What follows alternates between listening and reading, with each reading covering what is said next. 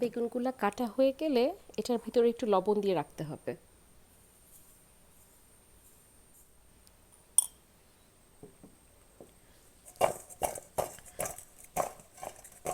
লবণ দিয়ে এরকম ঢাকা দিয়ে রেখে দিতে হবে, তাহলে হচ্ছে গিয়ে বেগুন থেকে এক্সট্রা পানি বের হয়ে যাবে। বেগুনটাতে যে লবণ ছিটায় রাখছিলাম, দেখো নিচে একটু পানি চলে আসছে, জানি না দেখতে পারতেছো কিনা। এই পানিটা এখন ফেলে দিবা। দিয়ে এইটার ভিতরে এই যে একটু হলুদের গুঁড়া, একটু মরিচের গুঁড়া, আর আমি সব কিছুতে একটু জিরা দিই, জিরার গুঁড়া দিয়ে এটাকে এখন একটু ভালো করে ঝাঁকাই দিব।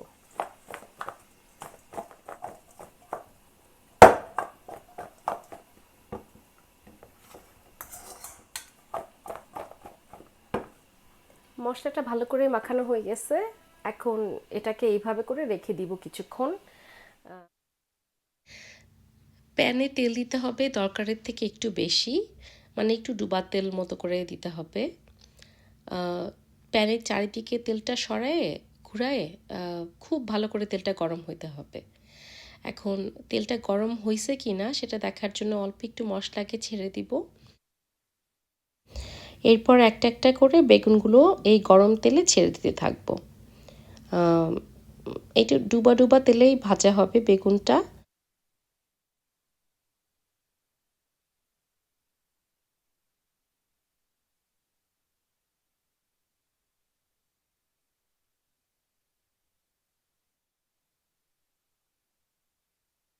তো এক পাশ ভালো করে ভাজা হলে হাই হিটে তারপরে এটাকে উল্টায় দিব।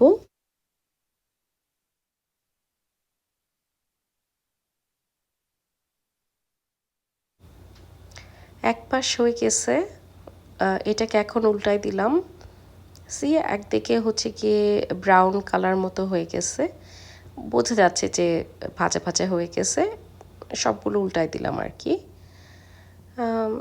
একটা কাঁটা চামচ নিয়ে একটু খোঁচা দিয়ে দেখাও যায় যে ভিতরে সেদ্ধ হয়েছে কিনা, বাট রং দেখে বোঝা যাবে। তো আরেক পাশটা ভালো করে ভাজবো। এটাকে এখন আসলে উঠায় ফেলতে হবে।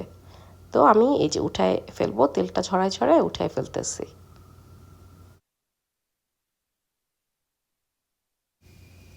আমি রং দেখে বুঝতে পারতেছি যে ঠিকমতো ভাজা হয়ে গেছে। এটাকে এখন পরিবেশন করব।